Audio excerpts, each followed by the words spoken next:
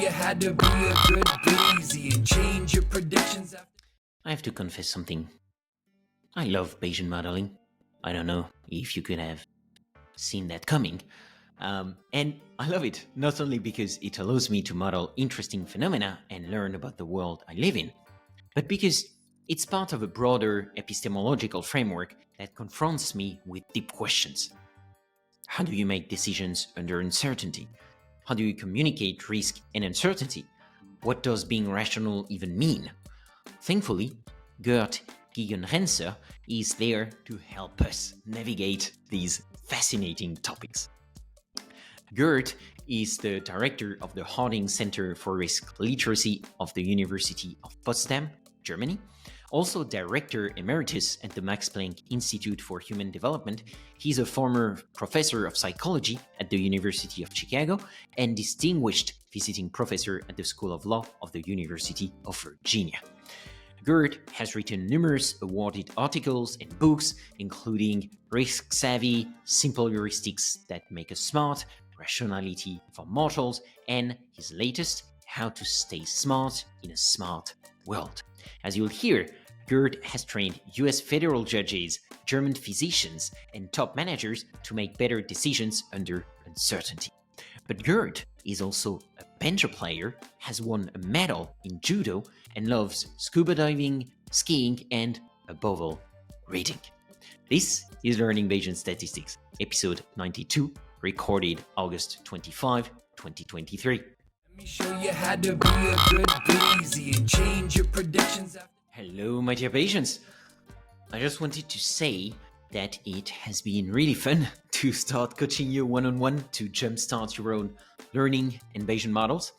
I've started doing that a few weeks ago and I love it. Now, I am obviously biased, so I will let one of my students do the talking. As Bart says, you gave me supremely competent direction on a matter of great interest to me. I would be aimlessly wandering the desert of statistics without your advice. Thank you so much, Bart, for your wonderful and surprisingly poetic testimonial. Now, if you too feel a bit stuck or lost on your Bayesian project, check out my one-on-one coaching packages on topmate.io/Alex_Andorra, and we will knock that Primesy model out of the park. And now, let's go on with the episode. Let me show you how to be a good breezy and change your predictions after. Gerd Gigerenzer, welcome to Learning Bayesian Statistics. No, I'm glad to be here.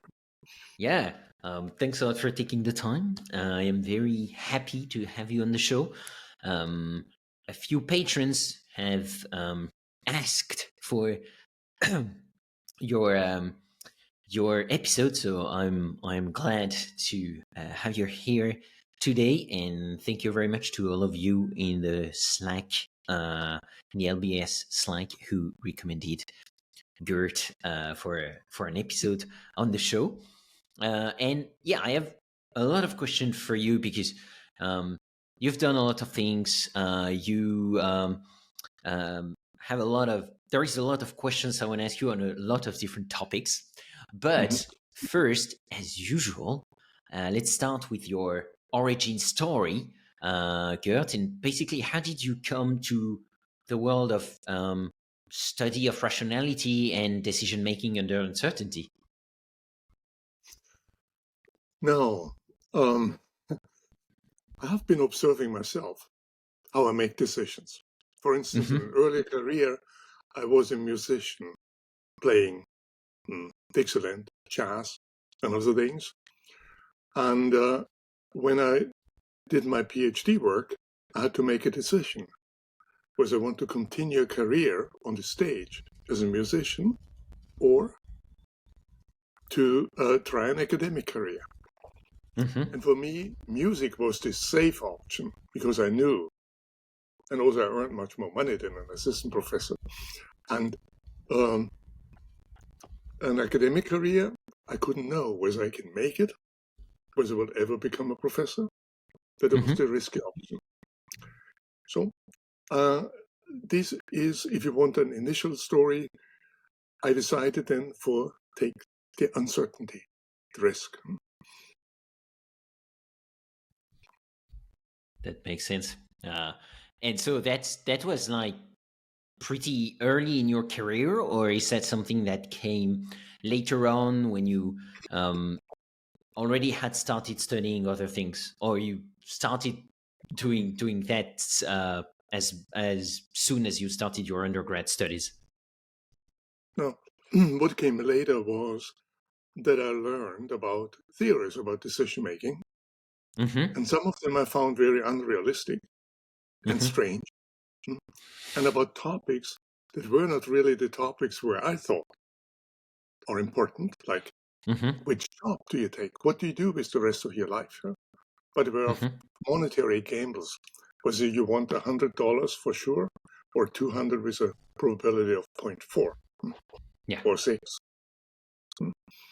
And and I also spent an important year of my life at the Center for Interdisciplinary Research in Bielefeld Mm-hmm. on a group called the Probabilistic Revolution. That's an international and interdisciplinary group that investigated how science changed from a deterministic worldview to a probabilistic one. And I learned so much. I was one of the young guys in this group. There were people like Thomas Kuhn, Ian Hacking, Nancy Cartwright. And and that also taught me something. It's important not to read in your own discipline and do what the others do, but to fall in love with a topic like decision making and uncertainty in the real world, and then read everything that people have written about that.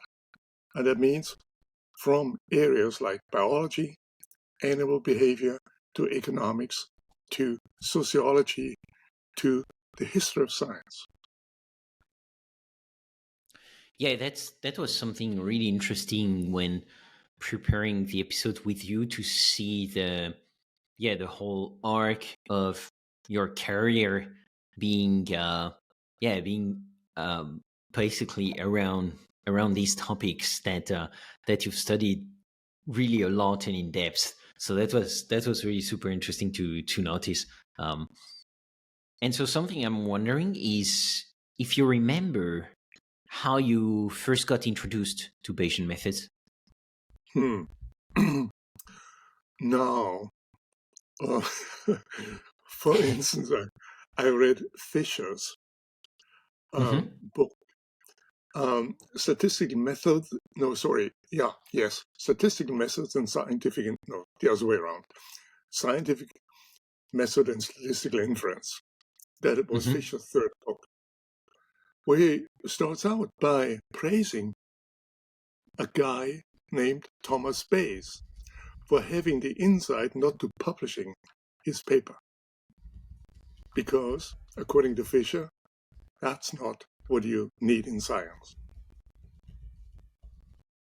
And I got very much interested in the fights between statisticians in something that could be called insult and injury. And Fisher, for instance, in the same book, he destroys Carl Pearson, his successor, saying the terrible weakness of his mathematical and scientific work flowed from his incapacity of self-criticism. So if you want to get anyone interested in statistics, then start with the controversies. That's my advice. And and the pity is that in the textbooks in psychology, certainly, all the controversies have been eliminated. One doesn't mention them and talks as if there would be only one kind of statistics. So that could be Fisher's null hypothesis testing, which has been turned in a very strange ritual Fisher never would accept. Or on the other side, also Bayesians, who think it's the only tool in the toolbox. And neither of that attitude is realistic, it's more religious.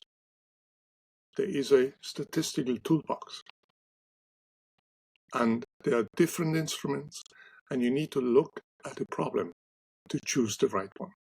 And also within Bayes, there are so many different kinds of Bayesianism. There's not one. I.J. Good counted, I think, over 64,000.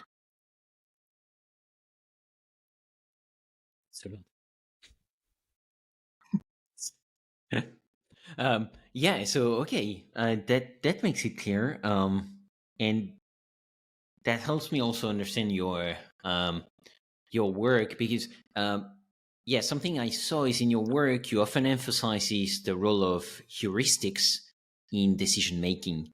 Yeah. So I'm curious if you could explain how Bayesian thinking and heuristics intersect, and how do these approaches complement each other in navigating uncertainty?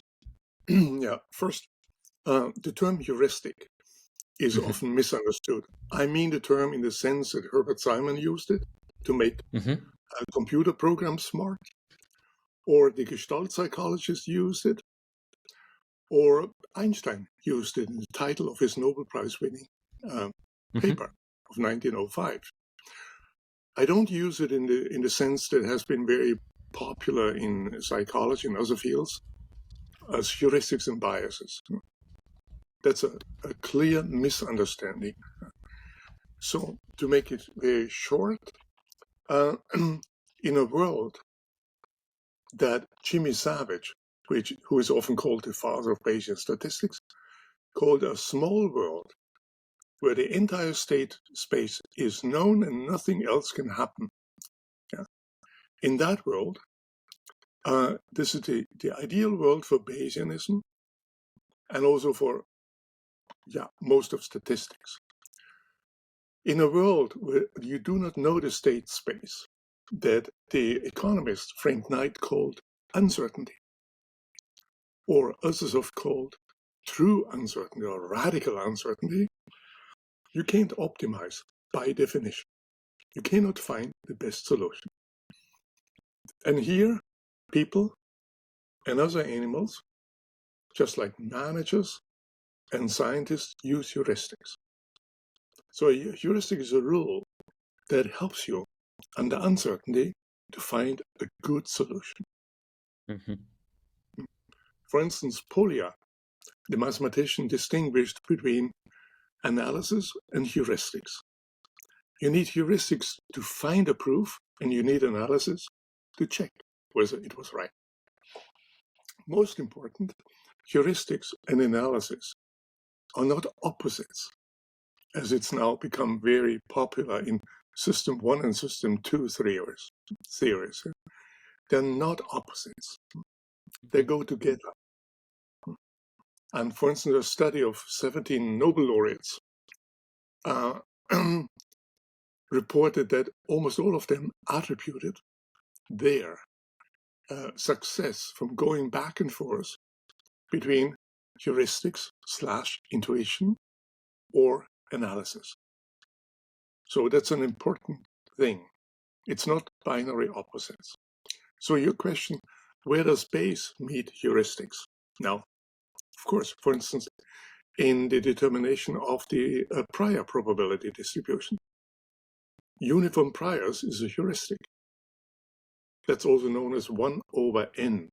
So you divide, for instance, your assets equally over the funds or the stocks that you have. It's a reasonable assumption when you know little. And just as 1 over n is reasonable in some situations, it's not always. And the real challenge is to find out in what situation does a certain heuristic or does Bayes work, and where does it not work.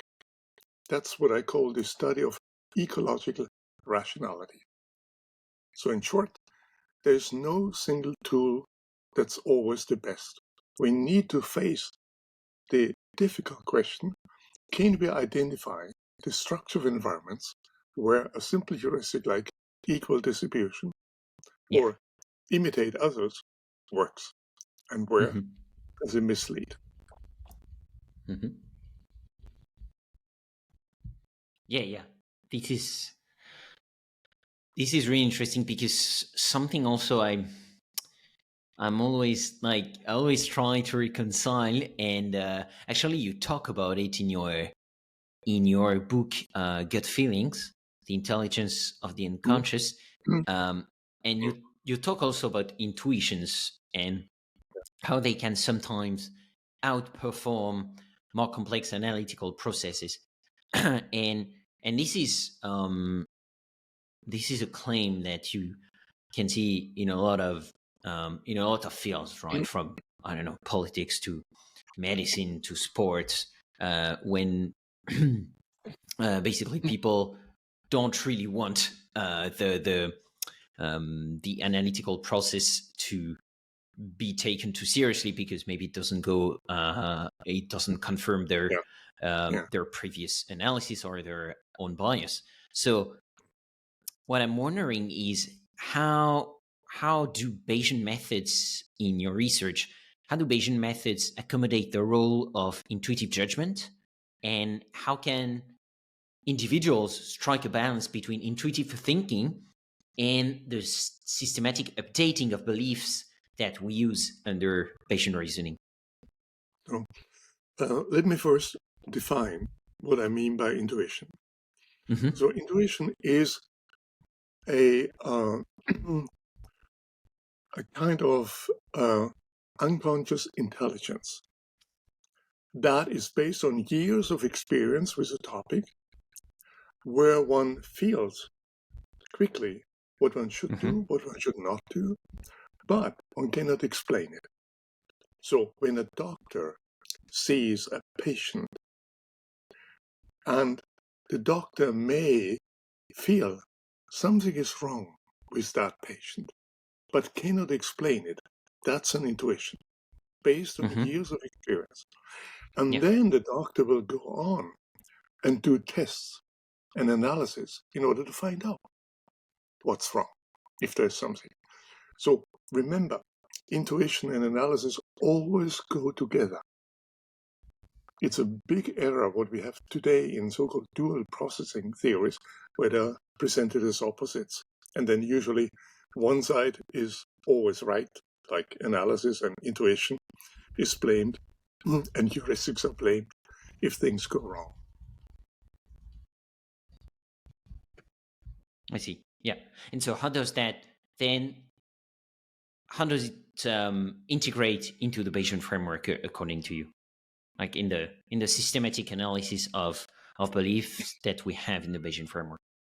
So applications of Bayes use heuristics such as 1/n, so equal distribution, equal priors.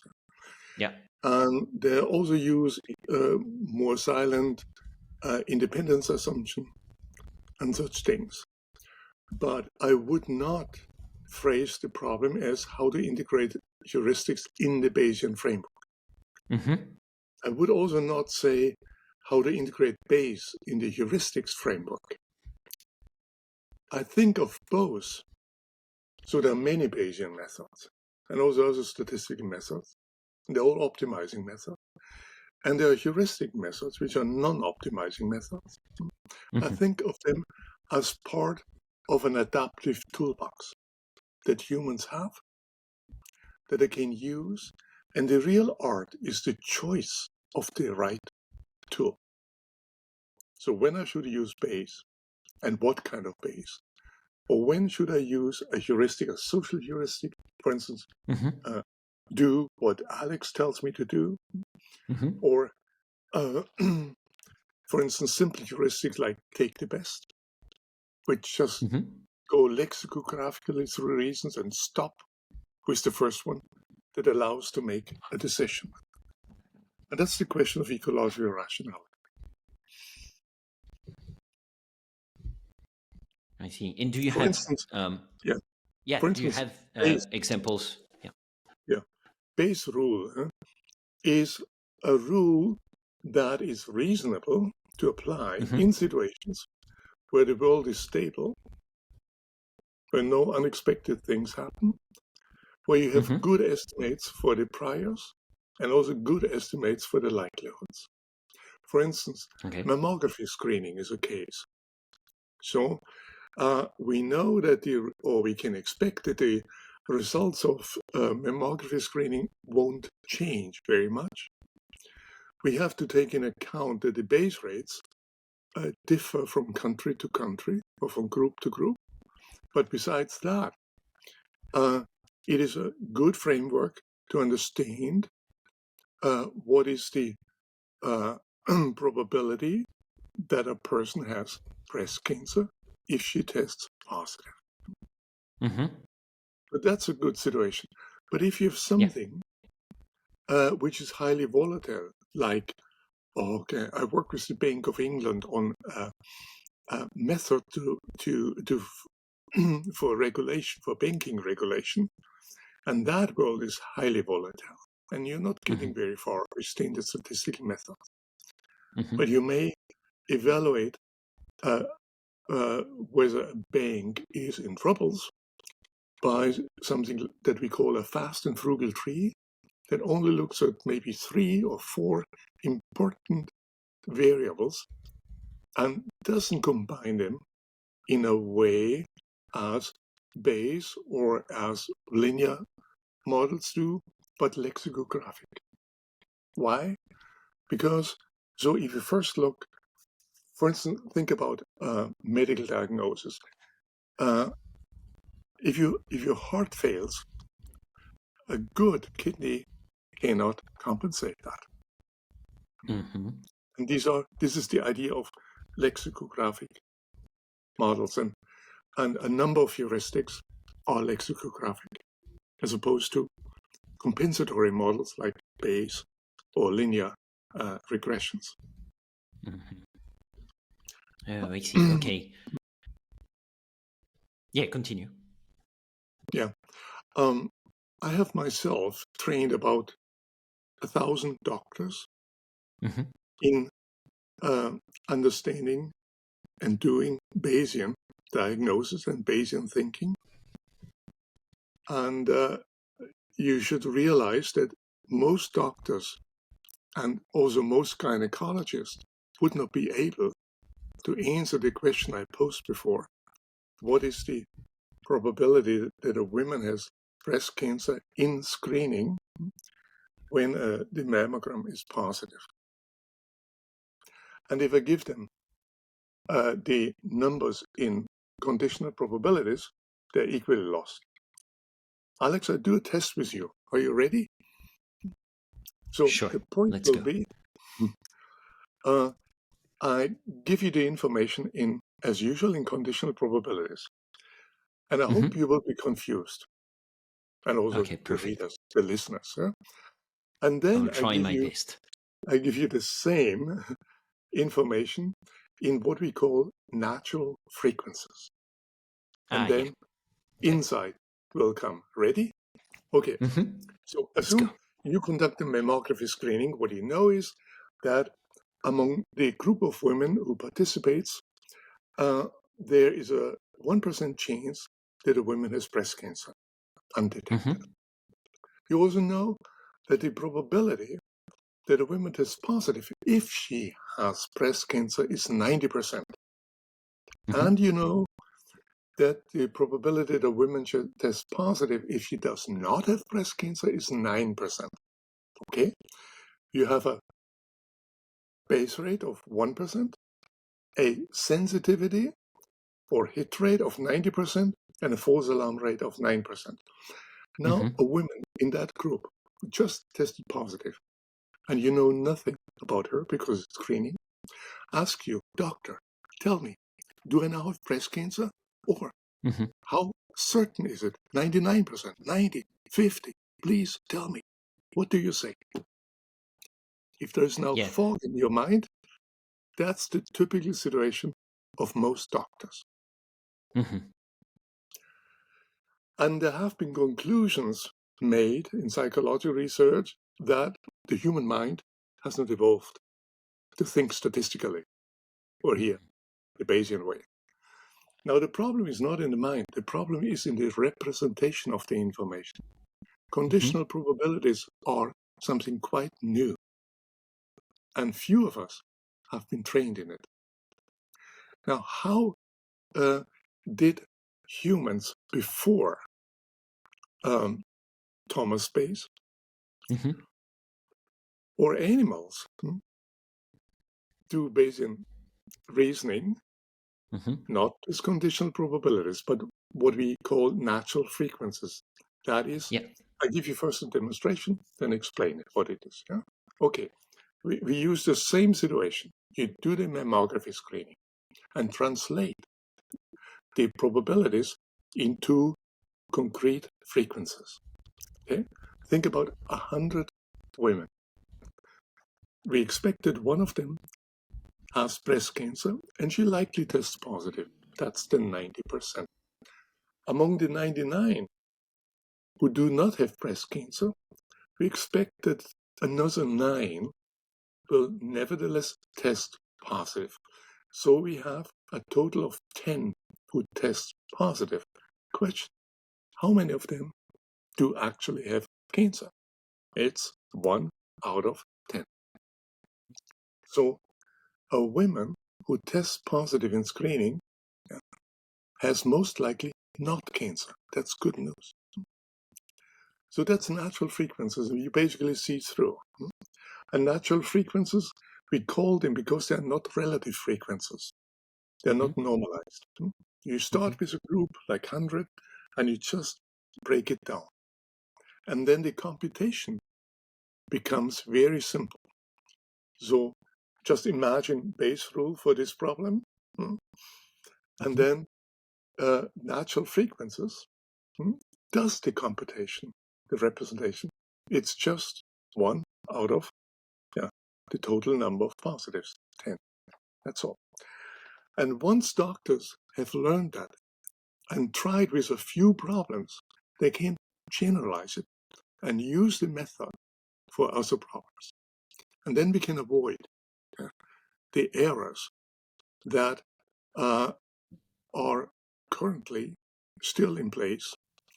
And also, doctors can better understand what tests like HIV tests or pregnancy tests actually mean. And the interesting theoretical point is, as Herbert Simon said, the solution to the problem is in its representation. And he has that from the Gestalt psychologists.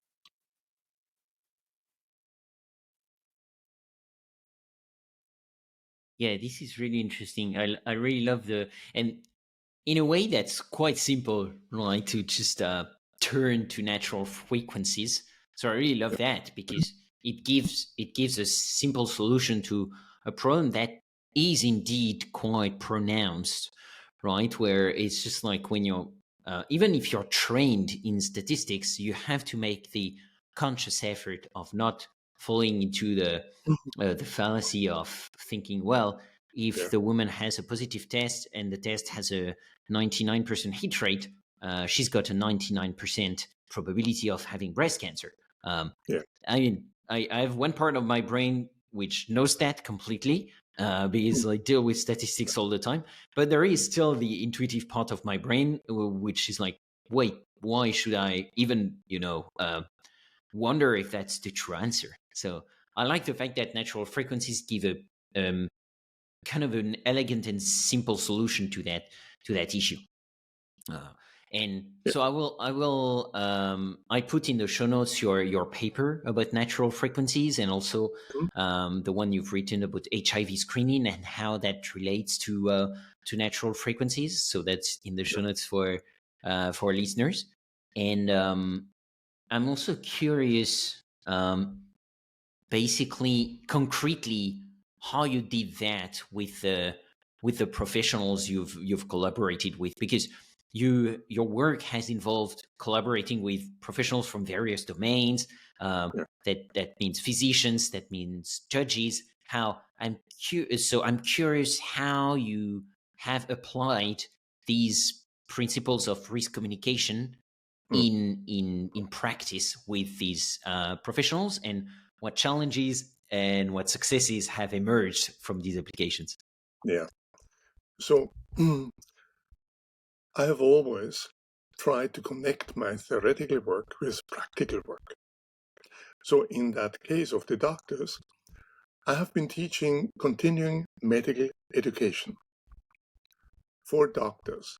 So the courses that I give, they are certified, and the doctors get points for that. And it may be a group of 150 or so doctors who are assembled to a day or 2 days of continuing medical education, and I may do 2 hours with them. And that has been, for me, a quite satisfying experience, because the doctors are grateful, because they have muddled through these things for their lives. And now they realize there's a simple solution they can learn within a half an hour or so, and then it sticks for the rest of their lives.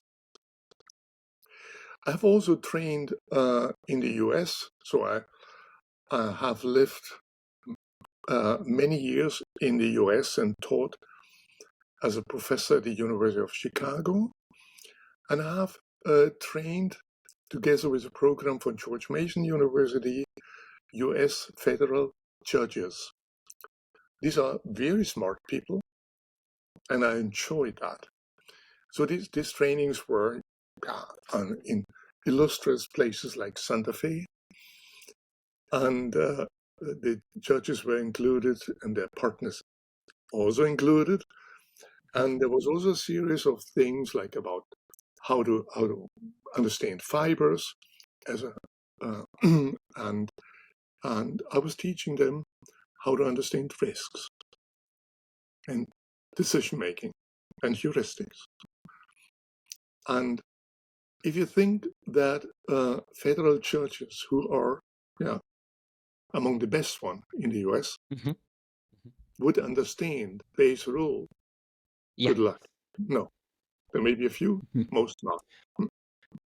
And actually, by the way, Bayes' rule is forbidden in UK law. Interesting. And but going back, these are examples of training that every psychologist could do. But you have to leave your lab and go outside and talk to doctors and have something to offer them for teaching. By now, the term natural frequencies is a standard term in evidence-based medicine, and I'm very proud about that. And there's also a review, a Cochrane review has looked at various representations and found that natural frequencies are among the most powerful ones. And we have, with some of my own students, who were more interested in children than in doctors, we have posed us the question, can we teach children? And how early? And one of the papers I sent you, it's a paper in the Journal of Experimental Psychology General, I think 2 years ago, has for the first time tested 4th graders, 5th graders, 6th graders, and 2nd graders. So when we did this with the teachers, they were saying, and they were looking at the problems, they were saying, no, that's much too difficult. The children will not be able to do that. They haven't even had fractions. But you don't need fractions. And for instance, when we use problems that are more childlike, so Harry Potter type of problems, and when they are in natural frequencies, and the numbers are 2-digit numbers, you can't do larger numbers, with 4th graders, then the majority of the 4th graders got exactly Bayesian answer. Of course, with conditional probabilities, it would be totally lost. And also we have found that some, maybe 20% of the second graders find the Bayesian answer. The title of the paper is, Are Children Intuitive Bayesians? Yeah, it's in the show notes. And again, it's in the representation. It's a general message in mathematics that representation of numbers matter. And if you don't believe it, just think about doing a calculation or base rule with Roman numerals. Good luck. And that's well known in mathematics. For instance, the physicist Feynman has made a point that mathematically equally forms of a formula are, despite they are mathematically equivalent, they're not psychologically the same. Because, as I said, you can see new directions, new guesses, new theories. In psychology, that is not always realized. And what Richard Feynman was talking about would be called framing in psychology. And by many of my colleagues, it's considered an error to pay attention to framing. It's not. It's an enabler for intelligent decision making.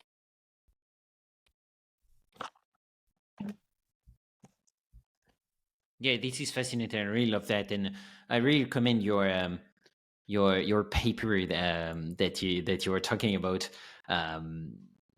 Do children have Bayesian intuitions? Because first, I really love the experiment. I found that super interesting to watch that, and also, yeah, as you were saying,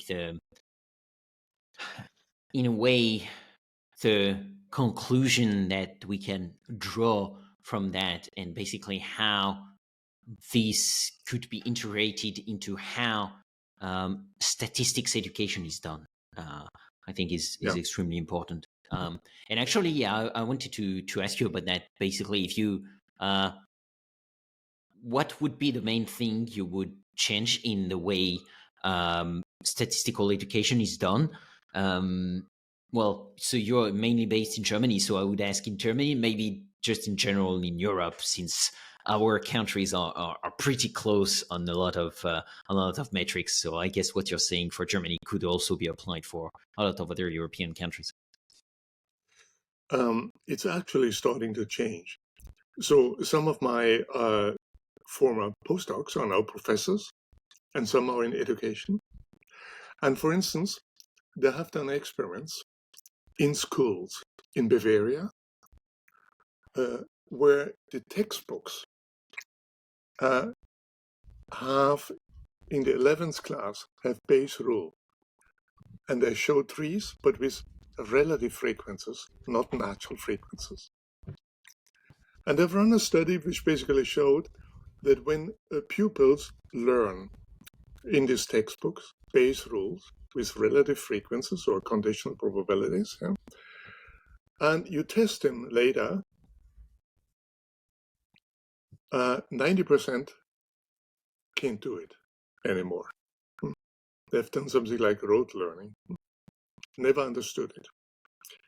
And then in class, teachers taught the students natural frequencies they had never learned before. And then 90% could do it, something they had never heard of. Mm-hmm. And so my former students convinced the Bavarian government with this study. And now natural frequencies, and thus understandable Bayes, is part of the math curriculum in Bavaria. So that's a very concrete example where one can help young persons to understand, and when they will be older and will be doctors or have another profession, where you need Bayes. They will not be so blocked and have to muddle through and not understand. And if they're patients, then they know what to ask and how to find out what a positive HIV screening test really means, or a positive COVID test, and what information one needs for that. So I think that statistical literacy is one of the most important topics that should be taught in school. We still have an emphasis on the mathematics on certainty of certainty. So algebra, geometry, trigonometry, beautiful systems. But what's most important for everyone in later life is not geometry, it's statistical thinking. I mean, in practical life. And we are missing to do that. The result is that if you test people, including medical professionals, or we have tested professional lawyers with problems that require Bayesian thinking, most are lost. And the level of statistical thinking is often so low that you really can't imagine it. Here's an example. 2 years ago, the Royal Statistical Society of London asked members of parliament whether they would be willing to do a simple statistical test. And about 100 agreed. The first question was, if you throw a fair coin twice, what's the chance that it will land twice on head? Now, if you think that every member of parliament understands that there are 4 possibilities and 2 heads or 2 so 2 heads are that's 1 in 4. No, about half understood, and the others not. And the most wrong guess was it's still a half. It's just an illustration of the level of statistical thinking in our society. And I don't think if we would test German politicians, we would do much better. And that's you might say, yeah, who cares about coins? Huh? But look, there was COVID with all these probabilities. Exactly. There is investment. There are taxes. There are tons of numbers that need to be understood. And if you have politicians that don't even understand the most basic things, what can we expect? Yeah, for sure. I completely agree. And these are topics we already tackled in this podcast, especially in episode 50, where I had David Spiegelhalter here on the podcast, and we talked about these topics of communication of uncertainty and all these very interesting topics, especially education and how to include all that in the education. So that these are very interesting and important topics, and I encourage people to listen to that episode number 50 with David Spiegelhalter. I will put it in the show notes. Yes, I may add here that David and I have been working together for many years. And he has been conducting the Winton Center for Evidence Communication, Risk Communication in Cambridge. And I'm still directing the Harding Center for Risk Literacy. And it's both centers were funded by the same person, David Harding, a London investment banker, who had insight that there's a problem. but the rest of philanthropes don't really seem to realize that it would be important to fund these centers. The Winton Center is now closed down, which is a great pity. Yeah. And for sure. yeah. So there's very little funding for. So there's funding for research. So when I do the studies like with children, there's lots of funding for that. But the moment you apply what you learn into the real world to help the society, funding stops. Except for philanthropes like David Harding. Any idea why that would be the case? Yeah, the research agencies, they have not realized the problem that science is more than having publications, but that much of the science that we have is actually useful. That's being realized if it's about engineering and it's about patent, yes, but that there are similar positive tools that help people, like natural frequencies, to understand their world, and that you can teach them. And then you need a few guys who just go out and teach doctors, lawyers, or school children. That is not really in the mind of politicians.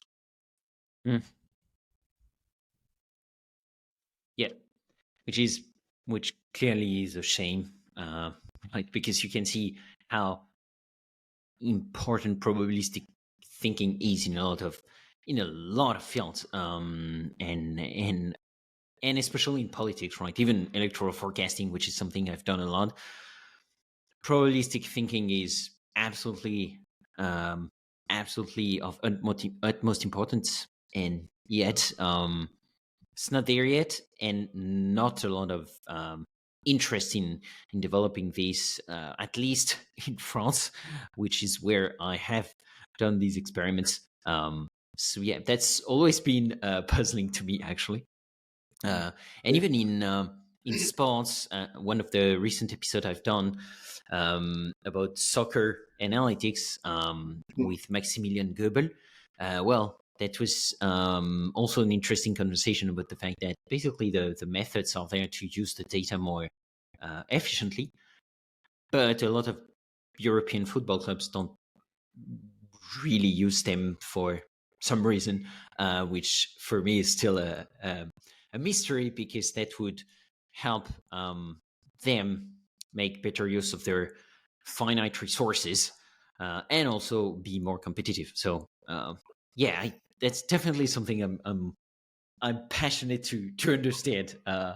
So yeah, thanks a lot for doing all that work, Gerd, to try and help us understand all that. Everyone can help here. And for instance, most people are with their doctors at some point, like COVID-19 or HIV tests or cancer screening. And everyone could ask the doctor, what's the probability that I actually have the disease or the virus if I test positive? And then you likely will learn that your doctor doesn't know that. Or excuse. Then you can help your doctor understand that and bring a natural frequency tree and show them.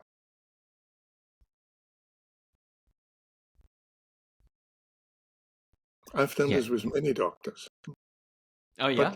How did it go? Very well. I said, I'm training doctors. I've trained more than 1,000 in my own researcher from the Harding Center. I've trained more than 5,000 extra. And the last time I was with my home physician, I spent maybe 50 minutes with him and 40 minutes explaining him on the internet where he finds reliable information. The problem is not in the doctor's mind. The problem is in the education at the medical departments, where doctors learn lots of things things, but one thing they do not learn: statistical thinking, Mm-hmm. Yeah. with Yeah, for sure. very few exceptions. And I'm curious, did you do some follow-up studies on some cohorts of those doctors where you basically taught them those tools? It Yeah. seemed to work in the moment when they applied it, and then I'm curious, basically, of the like the retention rate Yeah. of these methods. Basically, is it something like, oh yeah, when you force them in a way to use them, yeah, they see it's useful, that's good. But then when you go away, they just don't use them anymore, and they just revert to the previous way they were doing things, which is of course suboptimal. So yeah, I'm curious So in how the that continuing went. middle education, I have about 90 minutes, and I teach them many things, not just natural frequencies. And when I teach them natural frequencies somewhere in the beginning, and I test them towards the end. So that's a short time, a little bit more than Yeah. an hour. There is no way for me to find these doctors again. But we have done follow-up studies up to 3 months with students and teaching them how to translate conditional probabilities in natural frequencies. And the interesting thing is that the performance, which is after the training around 90%, that means 90% of all tasks they get exactly right. After several months, it stays at the same level. Whereas in the control group, where they're taught conditional probability, exactly your problem is there. So they learn it not as well as natural frequencies, but then a few days later, it goes away, and after 3 months, they're basically down where they started. Yeah. Mm-hmm. Some representations do not stick in the minds, and frequency representations do, if they are not relative frequencies.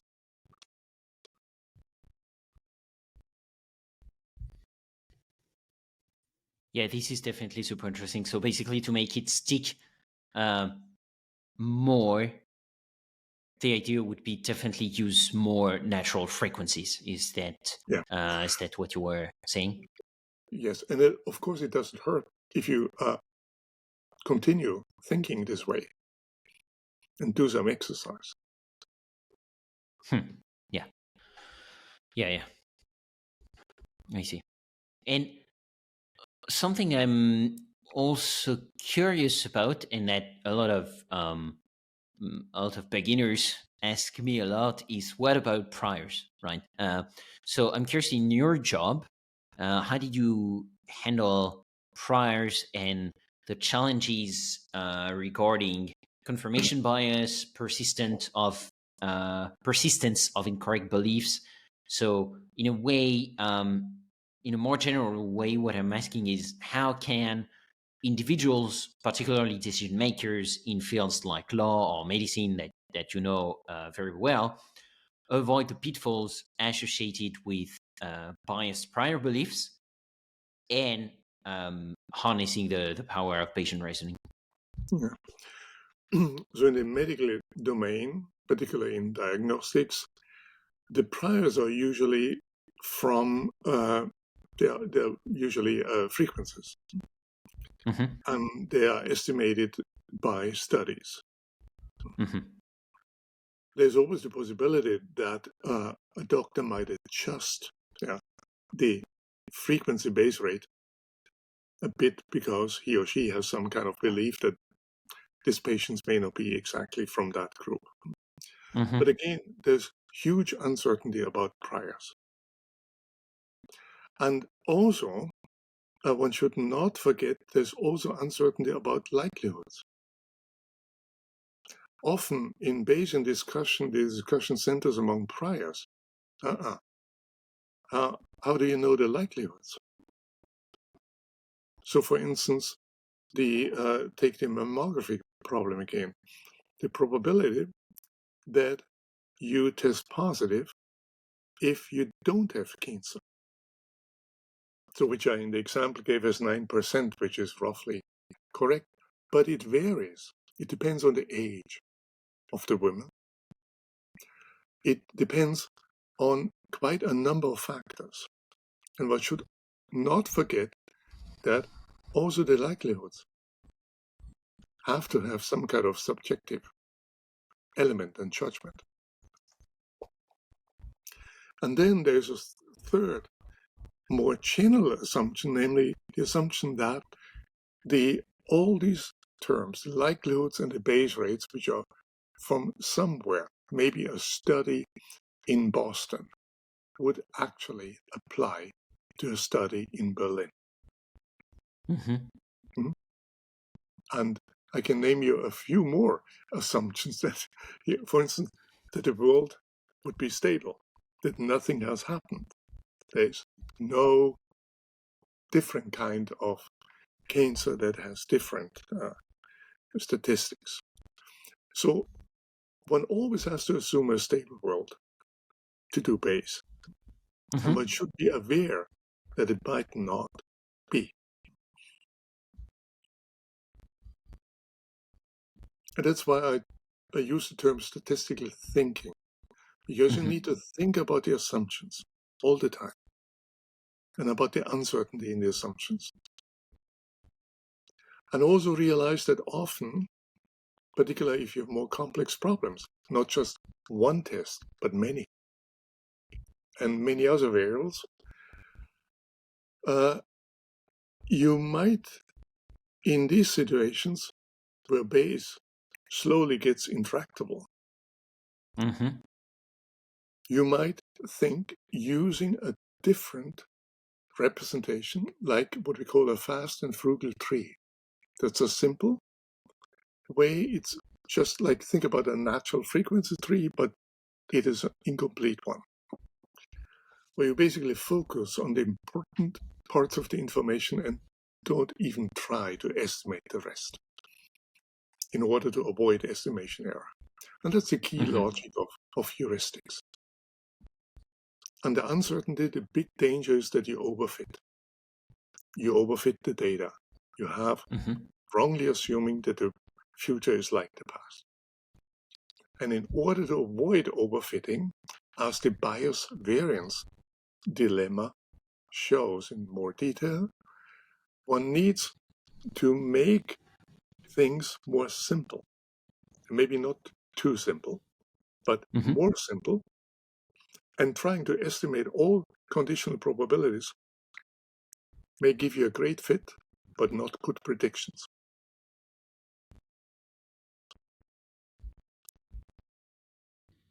Yeah, so thanks a lot for this perfect segue to my next question, because this is a recurring theme in your work and in your research: simplicity. You often emphasize simplicity in decision-making strategies. And so that was something I was wondering about, because, well, I of course love Bayesian methods. They're extremely powerful. They are most of the time really intuitive to interpret, especially the model parameters. But they are complex sometimes, and they appear even more complex than they are to people who are unfamiliar with them, precisely because they are unfamiliar with them, right? So anything you're unfamiliar with seems extremely complex. So I'm wondering how we can bridge the gap between the complexity of Bayesian statistics, whether real or fantasized, and the need for simplicity in practical decision-making tools, as you were talking about, especially for professionals and the general public, because these are the audiences we're talking about here. No, there are two ways. One is you stay within the Bayesian framework and, for instance, avoid estimating conditional probabilities. And that would be what's called naive Bayes.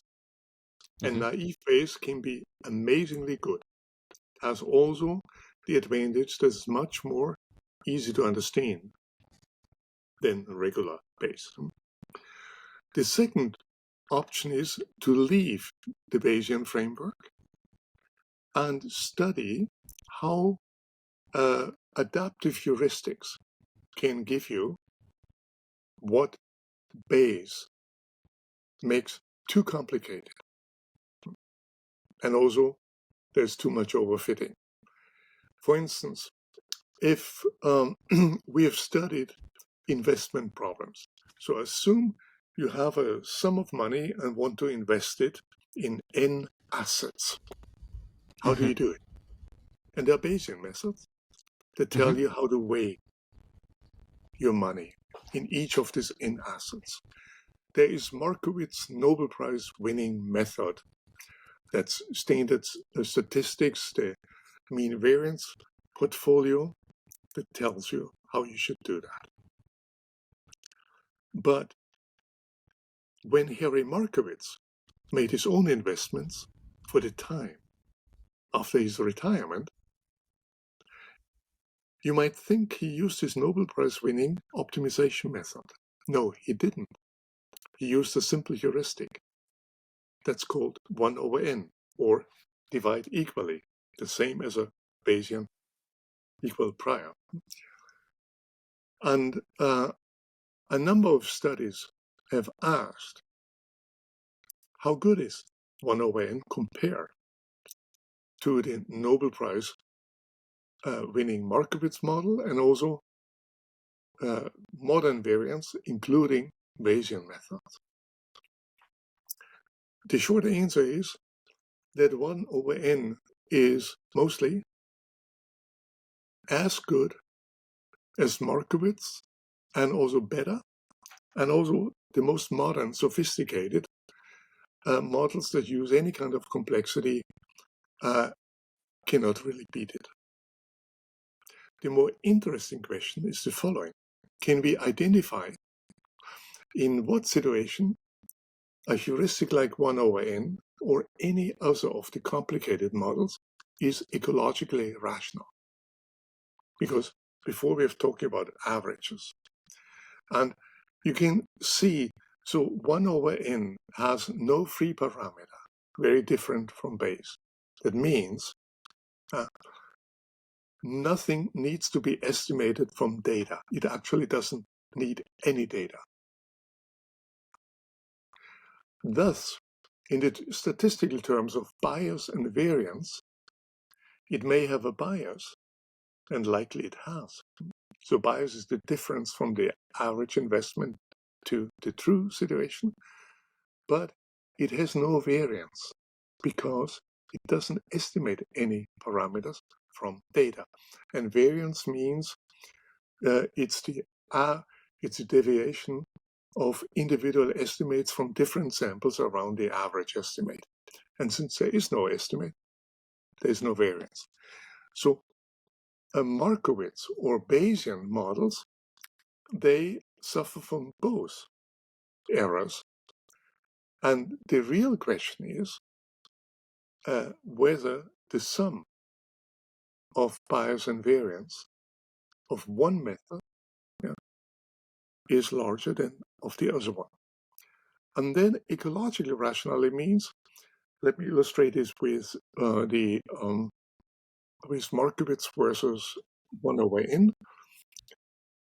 So if you have more, if n is larger, then you have more parameters to estimate because the covariances, they just increase. That means more measurement error. So you can derive from that in situations where we have a large number of assets, then the complex methods will likely not be as good. While 1 over n doesn't have more estimation error, it has none anyhow. And then another thing is, if the true distribution of the so-called optimal weights that you only can know in the future is highly skewed, then 1 over n is not a good model for that. But it's roughly equal, then that's the case. So these are, and then sample size plays a role for the estimation. So the more data you have, the Bayesian or Markowitz model will profit, while it doesn't matter for the 1/n heuristic because it doesn't even look at the data. So that's the kind of ecological rationality thinking. And there's some estimates, just to give you some flesh into that. One study has asked, one study that found that mostly in 7 out of 8, I think, tests 1/n made more money in terms of Sharpe ratio and similar criteria than the optimal Markowitz portfolio, and with 10 years of data. So they asked the question, how many years of data would one need so that the estimates get preciser, so that eventually the complex model outperforms the simple heuristic? And that depends on the number of assets you have. And if there are 50, for instance, then the estimate is you need 500 years of stock data. So in the year 2500, we can turn to the complex models, provided the same stocks are still around in the stock market in the first place. That's a very different way to think about the situation. It's the Herbert Simonian way. Don't think about a method by itself, and don't ever believe that a method is rational in every situation. But think about how this method matches with the structure of environment. And that's a much more difficult question to answer than just claiming that something is optimal.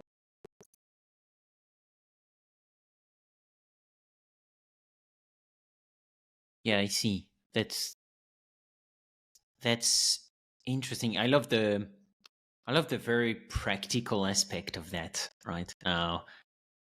And also that, I mean, in a way that focus on simplicity is something I found also very important in the way of basically thinking about parsimony, right?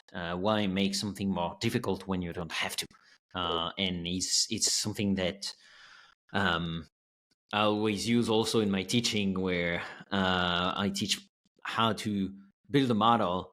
Don't start with the hierarchical time series model, but start with a really simple linear regression with just one predictor, maybe, and don't make it hierarchical yet, even though that makes sense for the problem at hand. Because from a very practical standpoint, if the model fails, and it will at first, if it's too complex, you will not know which part to take apart, right, and to make better. So it's just the parsimony makes it way easier to build a model, and also to choose the priors, right? Just don't make your priors too complicated. Find good enough priors, because you won't find, there is no best prior. So find good enough priors and then go with that. Yeah. I mean, the often use of the term optimal is mostly misleading. Under uncertainty or intractability, you cannot find the optimal solution and prove it. It's an illusion. And under uncertainty, so when you have to make predictions, for instance, about the future, and you don't know whether the future is like the past, then often quite simple heuristics outperform highly complex methods. An example is, remember when Google engineers tried to predict the flu with a system that's called Google Flu Trends. And it was a secret system, and it started with 45 variables. They were also secret, and the algorithm was secret. And it ran from 2008 till 2015. And at the very beginning in 2009, the swine flu occurred, and out of season in the summer. And Google Flu Trends, so the big data algorithm, had learned that the flu is high in the winter and low in the summer. So it it underestimated the flu-related doctor visits, which was the criterion. And the Google engineers then tried to revise the algorithm to make it better. And here are two choices. One is what I call the complexity illusion, namely, you have a complex algorithm under high uncertainty, like the flu is a virus that mutates very quickly, and it doesn't work. What do you do now? You make it more complex. And that's what the Google engineers did.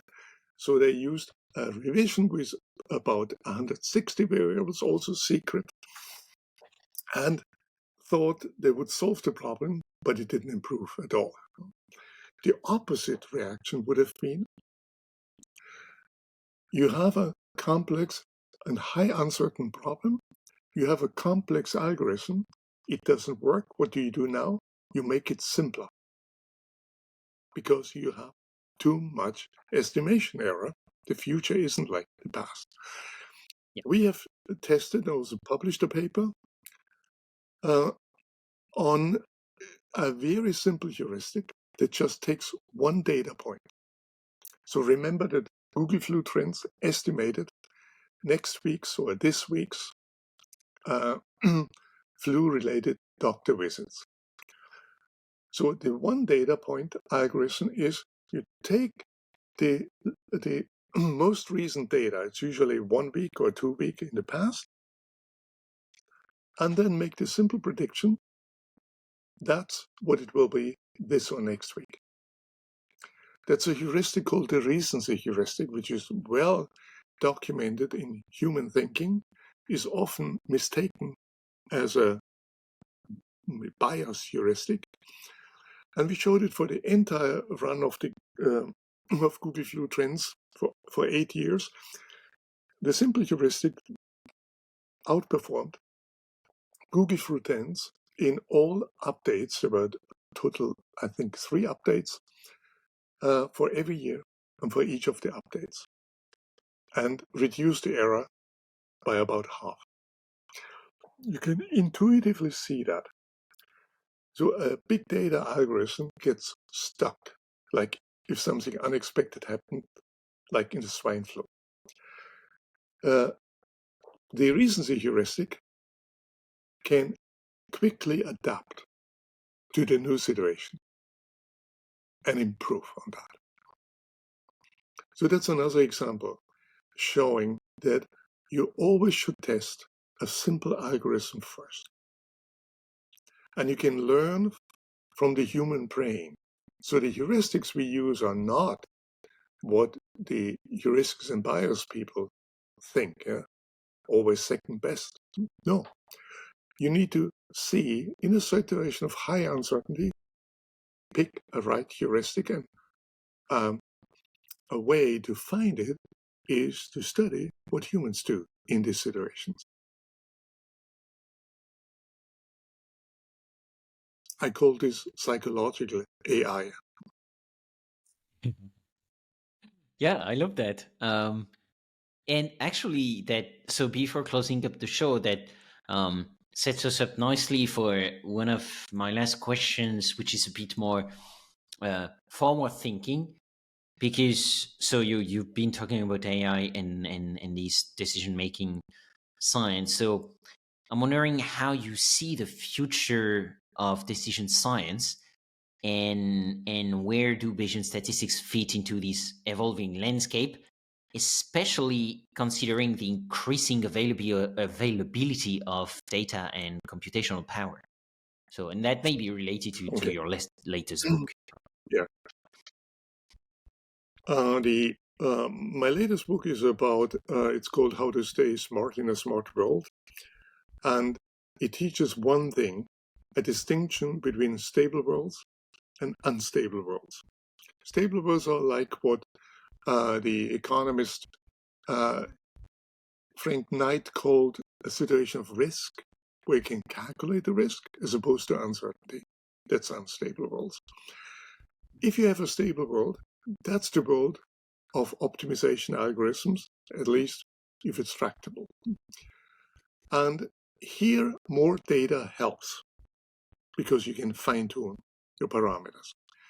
If you have to deal with an unstable world, and that's most of things are unstable, or not just viruses, but human behavior.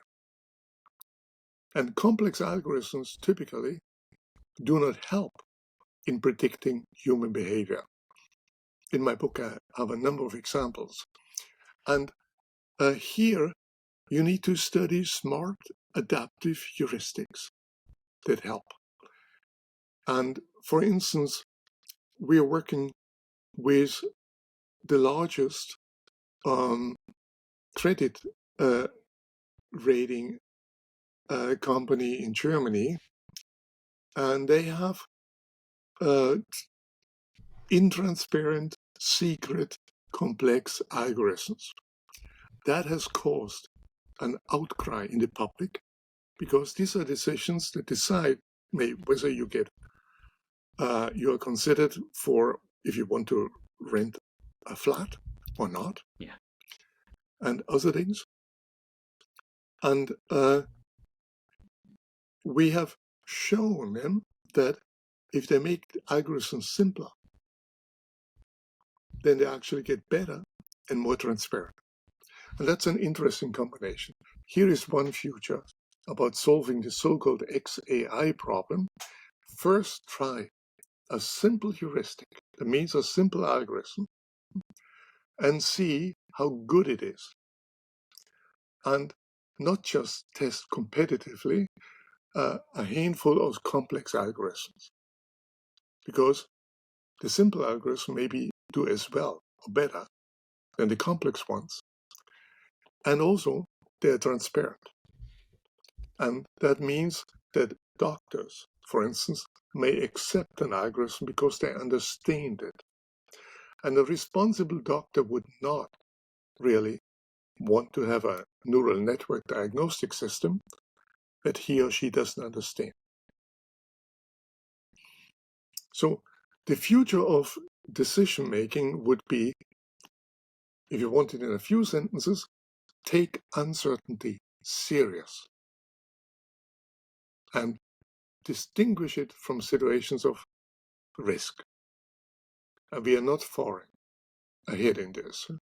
And second, take heuristics seriously and don't confuse them with biases. And third, if you can, go out in the real world and study decision-making there. How firefighters like Gary Klein make decisions, how chess masters make decisions, or how scientists come up with their theories.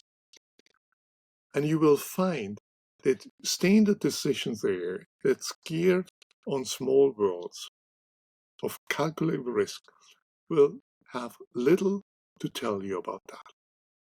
And then have the courage to study empirically what experience people do, how to model this as heuristics and find out their ecological rationality. That's what I see will be the future.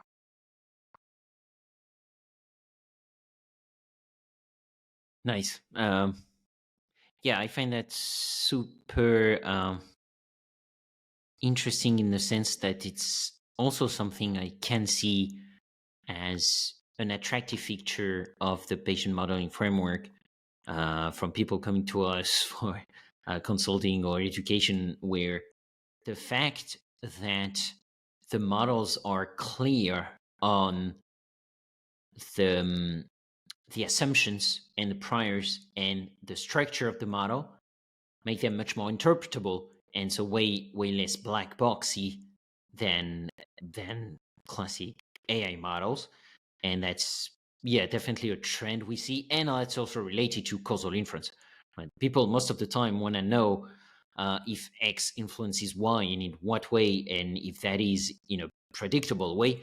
And so for that, causal inference fits extremely well in the Bayesian framework. So that's also something I'm really curious about to see evolve in the coming years, especially some new tools that start to appear. Like I had Ben Vincent lately on the show for episode 97, and we talked about causal pi and how to do causal inference in PyMC, and now we have the new do operator in PyMC, which helps you do that. So I really love seeing all those tools coming together to help people do more causal inference, and also more state of the art causal inference. And for the curious, we will do with Benjamin Vincent a modeling webinar in the coming weeks, probably in September, where he will demonstrate how to use the do operator in PyMC. So if you're curious about that, follow the show. And if you are a patron of the show, you will get early access to the recording. So if you want to support the show with cafe latte per month, I'm really thanking you from the bottom of my heart. Well, Gerd, I have so many other questions, but I think it's a good time to stop. I've already taken a lot of your time, so I want to be mindful of that. But before letting you go, I'm going to ask you the last two questions I ask every guest at the end of the show. Number one, if you had unlimited time and resources, which problem would you try to solve? I would try to solve the problem to understanding the ecological rationality of strategies, particular heuristics. And also That's its the applications in the real world. You're the first one to answer that, and that's a very precise answer. I am absolutely impressed. And second question, if you could have dinner with any great scientific mind, dead, alive, or fictional, who would it be? I would love to have dinner with two women. The first one is a pioneer of computers, Ada Lovelace, and the second one is a woman of courage and brain, Marie Curie, the only woman who got two Nobel Prizes. And Marie Curie said something very interesting.